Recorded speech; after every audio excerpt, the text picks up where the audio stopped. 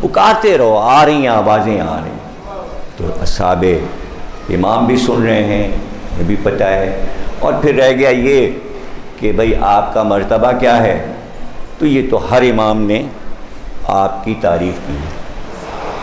آپ سے مراد صدیوں سے جو چاہنے والے آ رہے ہیں اور آئیں گے، ان کی تعریفیں ہر امام نے کی، رسول اللہ نے کی، مولا علی نے کی، شب عاشور امام حسین نے کی، اپنے اصحاب سے کی۔ اور وہ تعریفیں سن لیجئے کیا ہے کہ امام حسین نے فرمایا، زہیر، حبیب، مسلم، کیا کہنا تم لوگوں کا کہ ایسے اصحاب نہ نانا کو ملے، نہ بابا کو ملے، نہ بھائی کو ملے۔ اتنی تعریف کر کے کہا لیکن وہ تم سے بھی زیادہ افضل ہوں گے، کہ جو ہم سب پر ایمان لائیں گے آنکھ سے دیکھے بغیر۔ اس لیے کہ تم تو آنکھ سے دیکھ کر ایمان لائے، ان کو سلام کرو جنہوں نے 12 کو نہیں دیکھا اور پھر بھی جان دینے کو بیٹھے ہیں۔ تو تعریف کی۔ ہاں یہ ہضم نہیں ہوگی آپ کو یہ تعریف، یہ میں جانتا ہوں، برسا برس سے پڑھ رہا ہوں میں، 58 برس ہو گئے مجھے ذاکری کرتے، اتنے تجربوں سے میں گزرا ہوں، اتنے تجربوں سے گزرا ہوں، اتنے تجربوں سے گزرا ہوں کہ جب کبھی شیعوں کی تعریف کرو تو وہ سمجھتے ہیں یہ کسی آسمانی مخلوق کی تعریف ہو رہی ہے۔ یہ ہے یقین کی منزل کہ اپنے آپ کو وہاں پہنچا دو کہ وہ ائمہ کی فضیلتیں جو تمہارے لیے ہیں اسے جلدی سے اپنا لو کہ ہاں میرے لیے ہیں۔ تو اس منزل پر پہنچنا بھی کتنا مشکل ہے معرفت کی منزل پر، تو وہ اسی طرح پہنچا جا سکتا ہے کہ ہم ہیں دنیا میں لیکن دل ہمارے ان کے ساتھ ہوں، دل ہمارے ساتھ ہوں۔ اور وہ جب آئیں گے، کل بھی تقریر ہے انشاءاللہ حسین گردیزی صاحب کی طرف سے، آج جمیل عباس گردیزی صاحب کے یہاں کی محفل تھی، ہم ان کے لیے دعا کرتے ہیں، اللہ ان کی عمر دراز کرے، ان کے اہل خانہ کے لیے، ان کے بچوں کے لیے، سب کے لیے دعا کرتا ہوں۔ جب وہ آئیں گے، کل تفصیل عرض کریں گے، تو خانہ کعبہ سے پشت لگا کے کھڑے ہوں گے۔ رسول اللہ نے فرمایا میں دیکھ رہا ہوں میرا بیٹا خانہ کعبہ سے پشت لگائے ہوئے، اور میری جیسی زلفیں اس کے دوش پر، میری جیسی ریش، اور سیدھے رخسار پر وہ تل جیسے میرے رخسار پر، ویسے ہی اونچی پیشانی، ویسے ہی قامت، پورا سراپا رسول اللہ نے کھینچا۔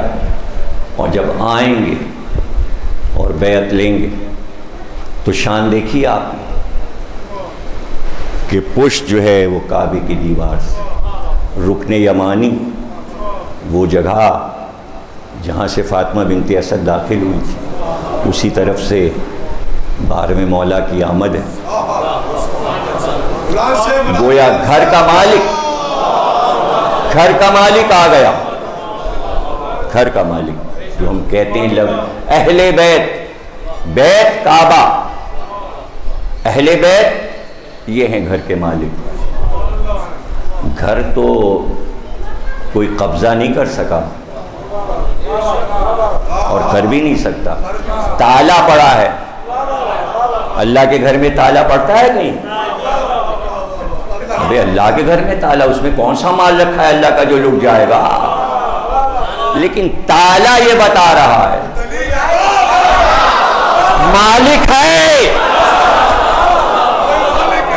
مالک۔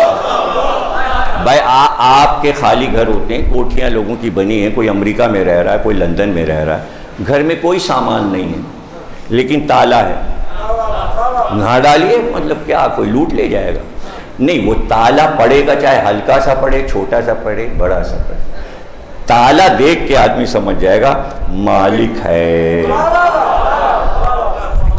جس کے پاس کنجی ہوگی، جس کا گھر ہے، تو عام طور سے لوگ یہ کرتے ہیں کہ بھئی تالا ڈالا، پڑوسی کو چابی دے دی، یا ایک چوکیدار رکھ لیا، اگر بہت وافر مقدار میں پیسے ہیں تو 4-5 ہزار کا ایک چوکیدار رکھ لیا، بھیا یہ چابی رکھو، ہم جا رہے ہیں امریکہ یا لندن، تو یہ تم ذرا گھر کو دیکھ کے صفائی وفائی کرتے رہنا، اندر جانا ذرا جھاڑو واڑو دے دینا اور صفائی کر کے پھر تالا لگا دینا، کنجی اپنے پاس رکھنا۔ تو پتہ چلا کہ چوکی داروں کے پاس کنجی رہتی ہے، تالا کھول کے وہ اندر جاتے ہیں، گھر میں ایک جھاڑو رکھی ہوتی ہے، جس ملک کا پریسیڈنٹ آئے وہ استدعا کہتا ہے، وہ جھاڑو ہمیں بھی ذرا ہاتھ میں پکڑا دیجئے۔ تو یہ سب اس گھر کے جھاڑو دینے والے ہیں جنہیں آپ بادشاہ، پریسیڈنٹ اور وزیر اعظم کہتے ہیں، اس گھر کے ملازمین ہیں جو چاہتے ہیں کہ سعادت یہ ہے کہ ہم جھاڑو دے دیں۔ حد یہ ہے کہ جو امام کعبہ کہلاتا ہے وہ بھی اندر صفائی کرنے جاتا ہے اس گھر کی۔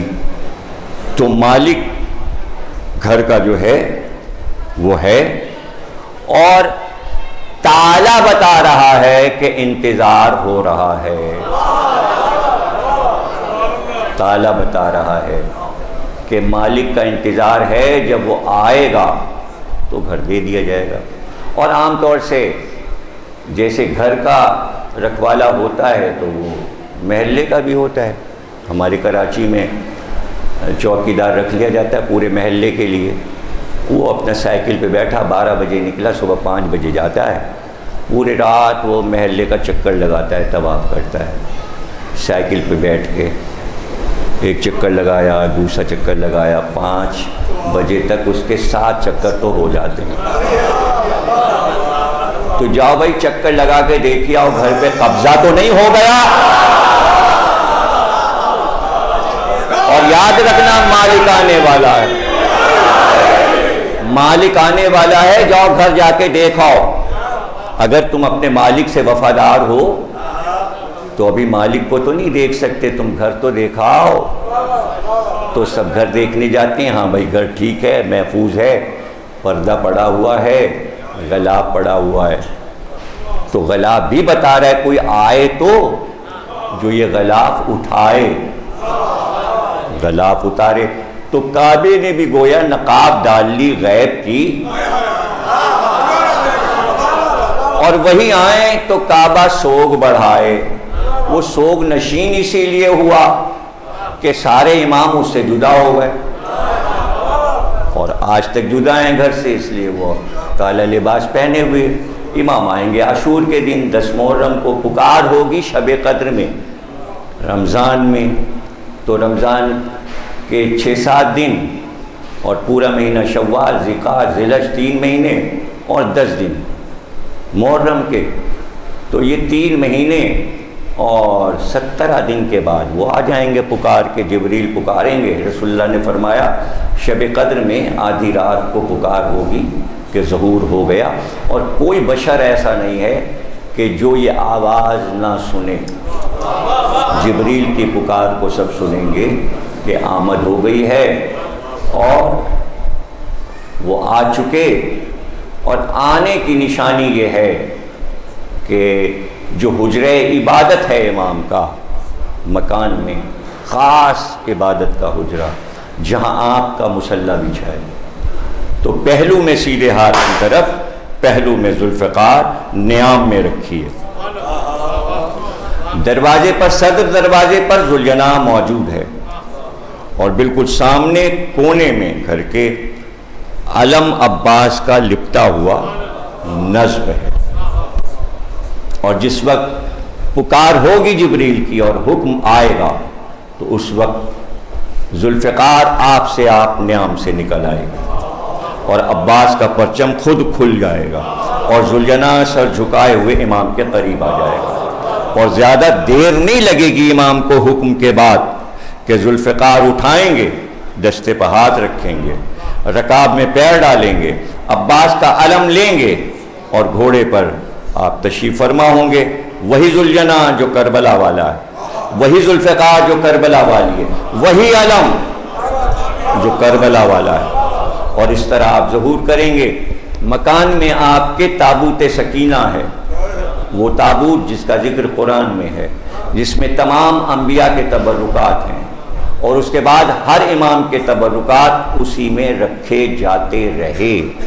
اور جب امام آئیں گے آپ کا سامان اونٹوں پہ لد کر ساتھ چلے گا، اور جب آپ آئیں گے کعبے میں اور جب رجت شروع ہوگی تو سب سے پہلے رسول خدا بیٹے سے ملنے تشریف لائیں گے، پھر مولا علی آئیں گے، پھر امام حسن آئیں گے، پھر امام حسین آئیں گے، 11 امام آ جائیں گے۔ جب امام حسین تشریف لائیں گے تو آپ اس وقت پوچھیں گے کہ وہ تمام چیزیں مہدی کہاں ہیں، تو اس وقت آپ صندوق منگا کے کھولیں گے اور کہیں گے یہ ہیں وہ امانتیں جو اللہ کے رسول اور اللہ کے ولی کی ہیں، اور پھر امام بتاتے جائیں گے کہ یہ نوح کی چیز ہے، یہ ادریس کی ہے، یہ ان کا تبرک ہے، یہ موسیٰ ہیں، یہ عیسیٰ ہیں، یہ ان کے تبرکات ہیں۔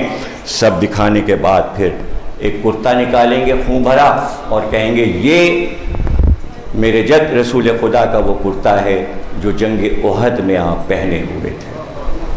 وہ کرتا نکالیں گے، پھر اس کے بعد آخر میں ایک کرتا نکالیں گے جو خون سے بھرا ہوگا، اور پھر فرمائیں گے کہ یہ آپ کا وہ کرتا ہے جو آپ کی بہن میری جدہ زینب کربلا سے لے کر آئی تھیں اور روضہ رسول پہ چڑھا دیا تھا۔ اس وقت امام حسین گلے لگائیں گے امام مہدی کو اور پیشانی چومیں گے۔ یہ گویا رجت ہے۔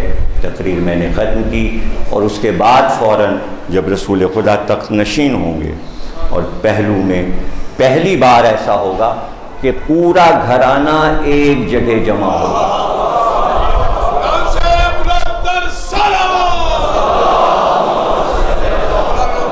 اور جملے یہ ہیں لکھنے والے علماء اور عرفاء نے لکھے اور محدثین نے کہ اس دن رسول اللہ کی خوشی کا کیا عالم ہوگا کہ اپنے پورے گھرانے کو ایک جگہ دیکھیں گے، علی سے لے کر مہدی تک سب پہلو میں ہوں گے، اور اس وقت جبریل امین آئیں گے اور سلام کر کے کہیں گے کہ اللہ کہتا ہے کہ اگر آپ اذن دیں تو تمام مقدمات پیش کر دیے جائیں۔ اس وقت رسول اللہ اجازت دیں گے کہ کارروائی شروع ہو اور مقدمہ شروع ہو۔